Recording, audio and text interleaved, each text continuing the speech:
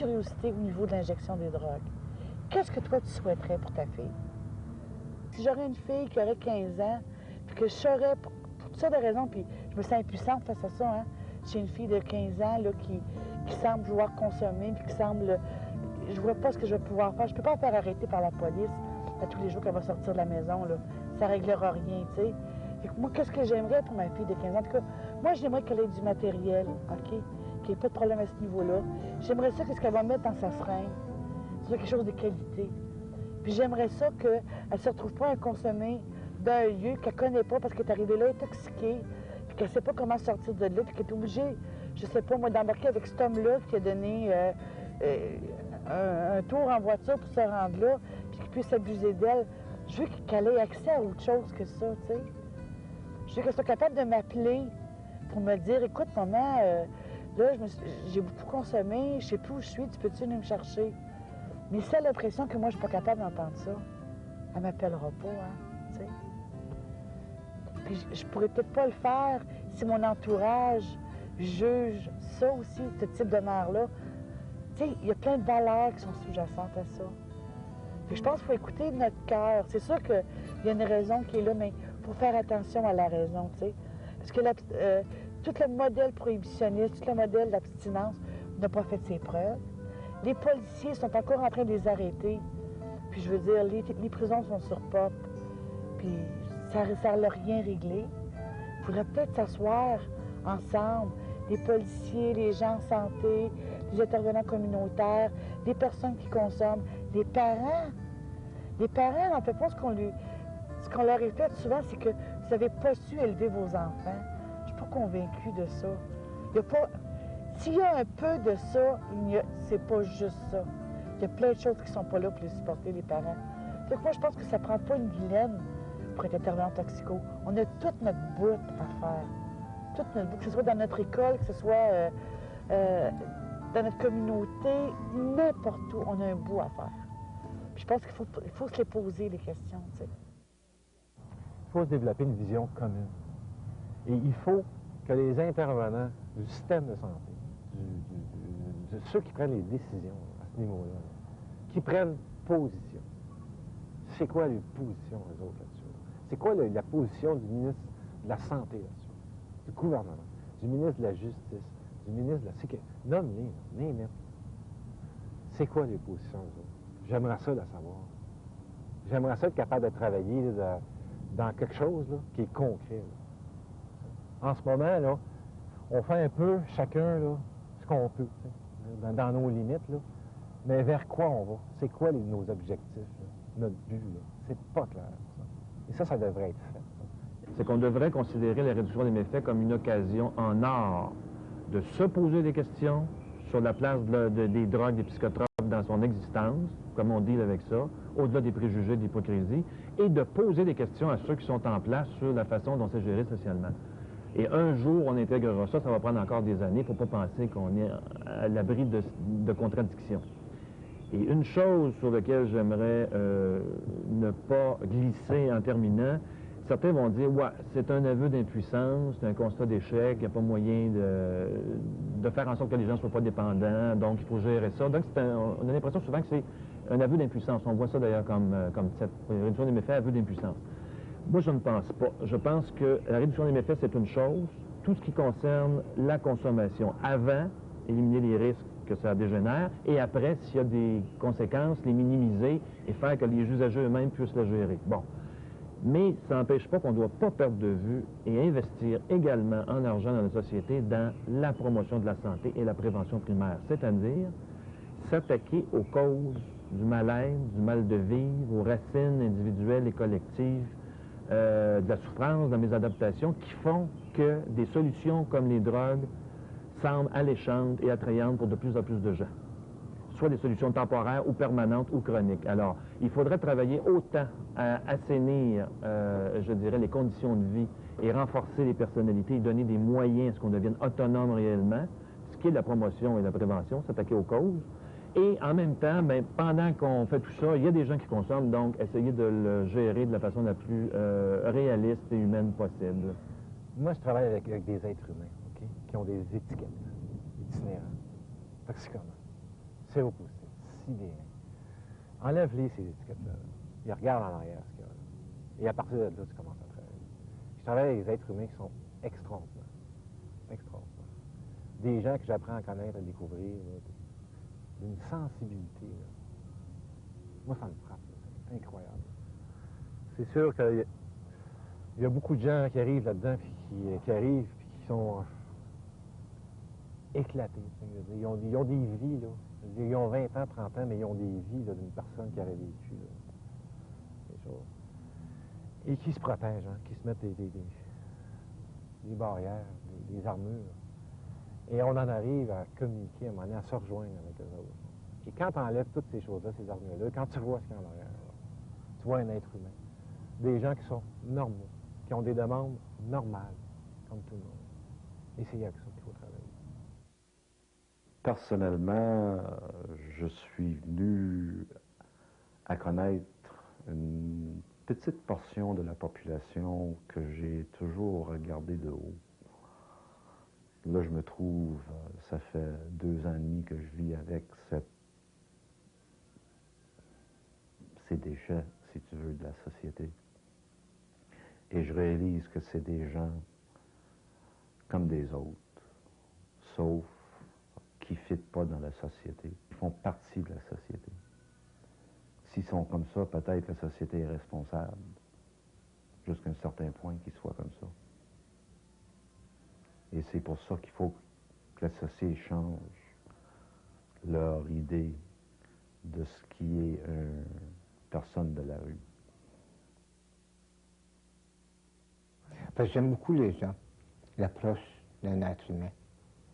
Puis n'importe quel être humain peut avoir un sens qui ne passe pas, mais qui peut aider une autre personne juste par un mot des fois ou un geste peut remplir de bonheur une personne.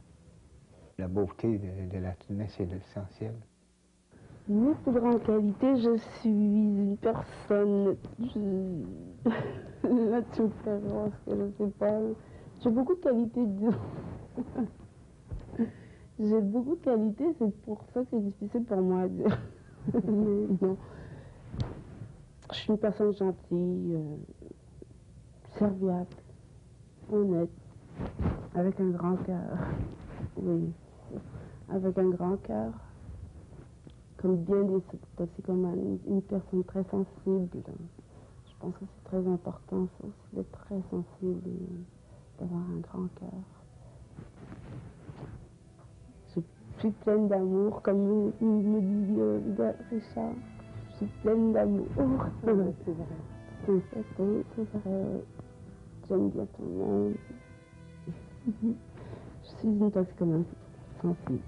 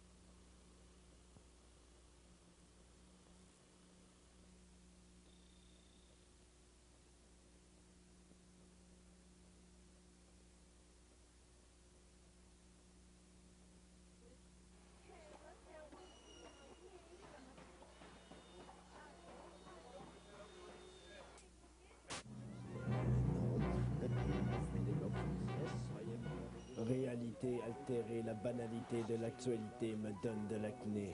Il faut prendre le temps de regarder des deux côtés, scruter l'horizon, palper la chaussée avant de traverser l'autoroute de la vie. Le journaliste, lui, nous dit de foncer, la tête baissée. Bouche de l'information, fast-food culturinaire, toilette, mon cher. Vomi d'un quotidien mal digéré, machiniste et aliéné. Le journalier consomme les nouvelles sans prendre le temps de respirer. Il faut s'attaquer en surface à la polémique de l'heure, faire semblant de la creuser, de la décortiquer pour faire croire aux gens qu'ils sont instruits, accroître la naïveté, leur vendre l'illusion qu'ils sont au courant. I'm in, dude.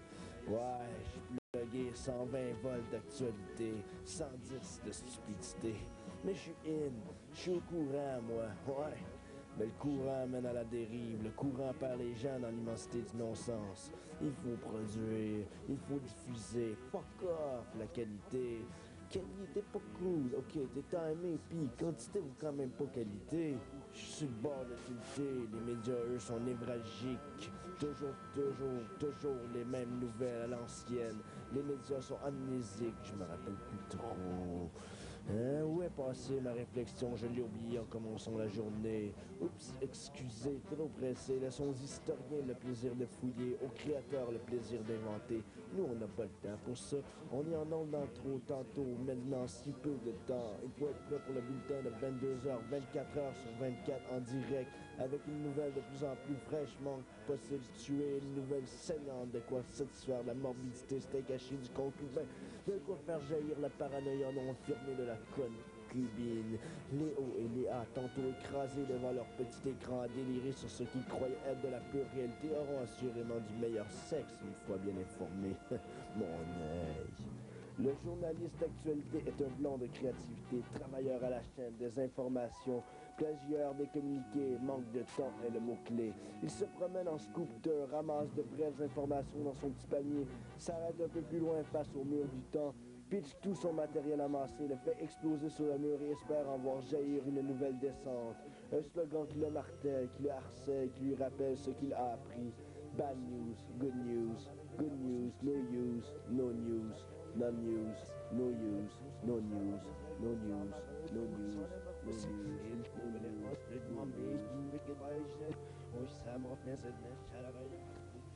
news.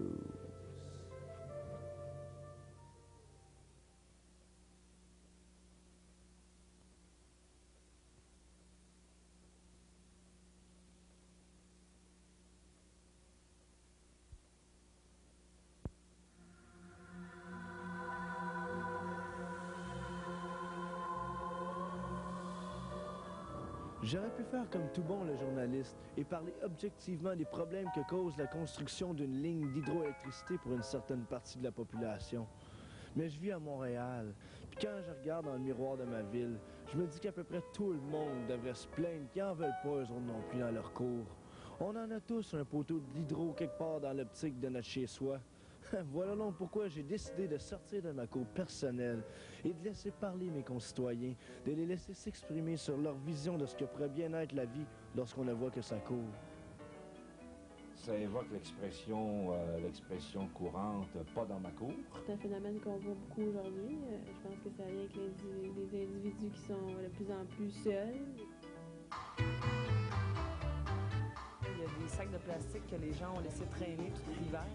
La marde de chien qu'on n'a pas ramassée. Quand tu vois, par exemple, moi, toute l'histoire du Val-Saint-François, que tu vois des gens qui ne veulent pas qu'ils passent un fil dans leur cour, ils font passer ça pour une magnifique bataille écologique. Mais derrière tout ça, il y a encore ça, pas dans ma cour. Je me dis que si Hydro-Québec avait eu affaire à une mentalité semblable dans les années 60-70, il n'y aurait pas de fil nulle part. Puis je me demande ce qu'on serait devenu. La cour, pour moi, c'est un moment de détente. J'investis plus dans ma cour l'été que je peux peut-être investir dans la restauration.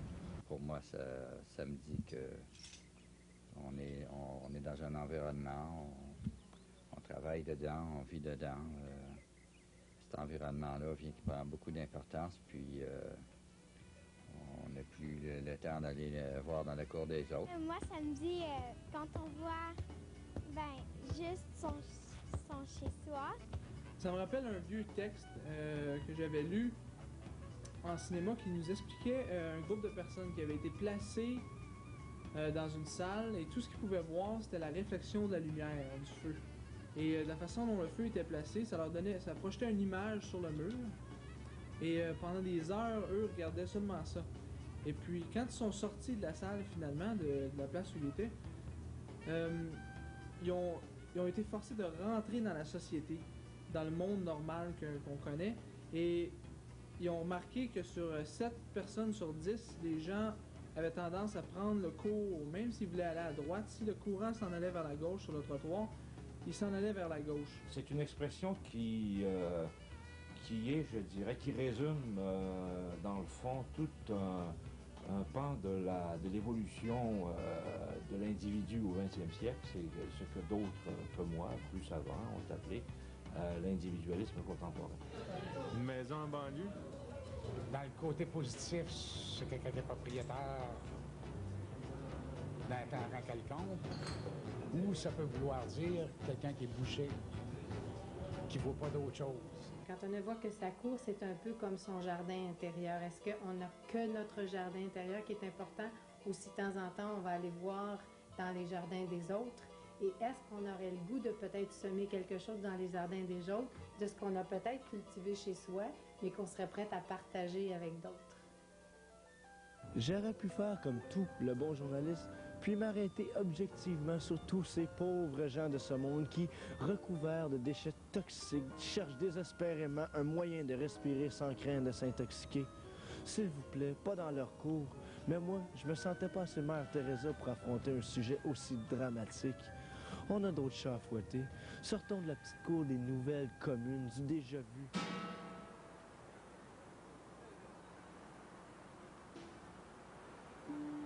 Entrons de nouveau dans notre cour, comme si c'était la première fois qu'on y entrait. Apprenons à la voir d'un autre œil. Apprenons à la voir d'une manière qu'on va découvrir toutes les vertus qu'elle nous apporte. Une cour, c'est un endroit où il y a de la végétation, puis où tu peux te reposer, où des fois il y a du soleil ou de l'ombre. En fait, c'est rassurant parce que on n'a pas à se comparer à ce qui est à l'extérieur. Alors, on est bien, on est dans notre élément, on est dans notre création. Quand je suis dans ma cour, je vois la taille, il y a plein d'affaires comme ça, c'est fun. Je pense qu'il faut savoir apprécier ce qu'on a. Hein. Si t'as pas ce que t'aimes, aime ce que t'as. Il y a des avantages à ne voir que sa cour, là. On s'expose pas à tout ce qui se passe dans le monde. Puis si sa cour est belle, évidemment, c'est un avantage pour les gens, là, je crois. Mais de plus en plus, on est confronté au fait qu'on ne peut pas ne regarder que dans sa cour. Il faut la voir, sa cour. Parce que si tu ne regardes pas dans ta cour, tu ne l'entretiens pas. Finalement, si tu n'es pas bon pour tenir ta maison propre ou ta cour propre, c'est sûr que chez les voisins, tu ne verras pas leur qualité ou leurs défauts.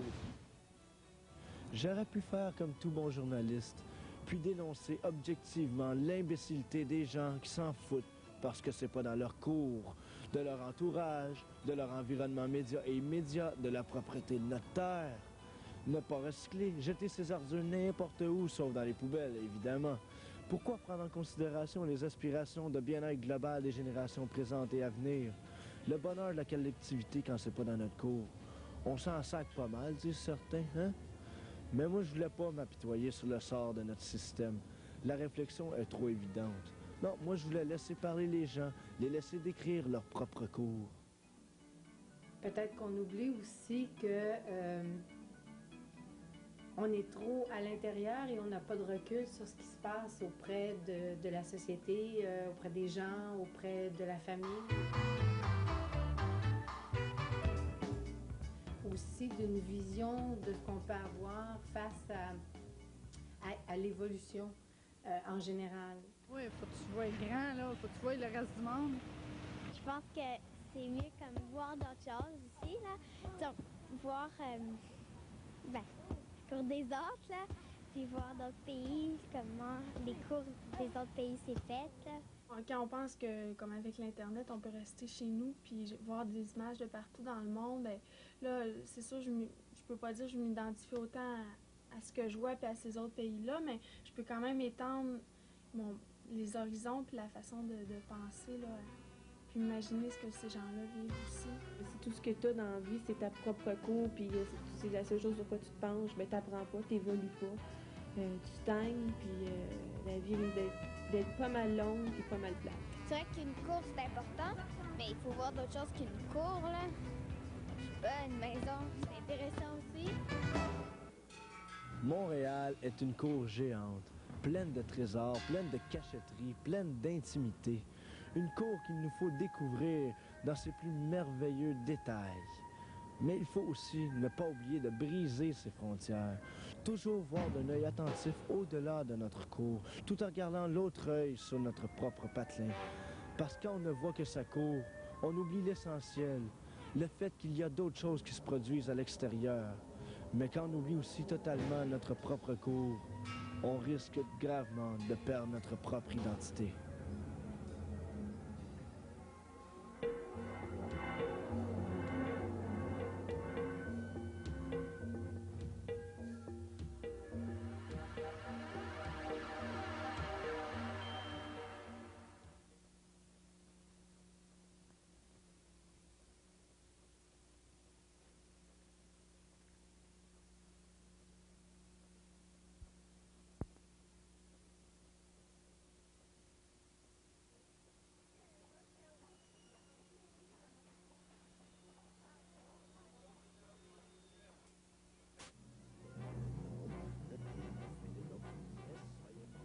Réalité altérée, la banalité de l'actualité me donne de l'acné. Il faut prendre le temps de regarder des deux côtés, scruter l'horizon, palper la chaussée avant de traverser l'autoroute de la vie. Le journaliste, lui, nous dit de foncer la tête baissée. Bouche de l'information, fast-food culturinaire, toilette, mon cher. Vomi d'un quotidien mal digéré, machiniste et aliéné, le journalier consomme les nouvelles sans prendre le temps de respirer. Il faut s'attaquer en surface à la polémique de l'heure, faire semblant de la creuser, de la décortiquer pour faire croire aux gens qu'ils sont instruits, accroître la naïveté, leur vendre l'illusion qu'ils sont au courant. I'm in, dude. Ouais, je plugué 120 volts d'actualité, 110 de stupidité. Mais je suis in, je suis au courant, moi, ouais. Mais le courant mène à la dérive, le courant perd les gens dans l'immensité du non-sens. Il faut produire, il faut diffuser, fuck off, la qualité. Qualité pas cool, ok, t'es timé, pis quantité vaut quand même pas qualité. Je suis sur le bord de tilter, les médias eux sont névralgiques. Toujours les mêmes nouvelles à l'ancienne. Les médias sont amnésiques, je me rappelle plus trop. Où est passée ma réflexion? Je l'ai oublié en commençant la journée. Oups, excusez, trop pressé. Laissons aux historiens le plaisir de fouiller, aux créateurs le plaisir d'inventer. Nous, on n'a pas le temps pour ça. On est en ondes dans trop tantôt, maintenant si peu de temps. Il faut être prêt pour le bulletin de 22h, 24h sur 24 en direct, avec une nouvelle de plus en plus fraîchement possible tuer, une nouvelle saignante de quoi satisfaire la morbidité steak haché du concubin, de quoi faire jaillir la paranoïa non affirmée de la concubine. Les hauts et les A, tantôt écrasés devant leur petit écran à délirer sur ce qu'ils croyaient être de la pure réalité, auront assurément du meilleur sexe une fois bien informés. Mon œil. Le journaliste d'actualité est un blanc de créativité, travailleur à la chaîne des informations, plagieur des communiqués, manque de temps est le mot-clé. Il se promène en scooter, ramasse de vraies informations dans son petit panier, s'arrête un peu plus loin face au mur du temps, pitch tout son matériel amassé, le fait exploser sur le mur et espère en voir jaillir une nouvelle descente. Un slogan qui le martèle, qui le harcèle, qui lui rappelle ce qu'il a appris. Bad news, good news, good news, no use, no news. Non news, no use, no news, no news, no news, no news.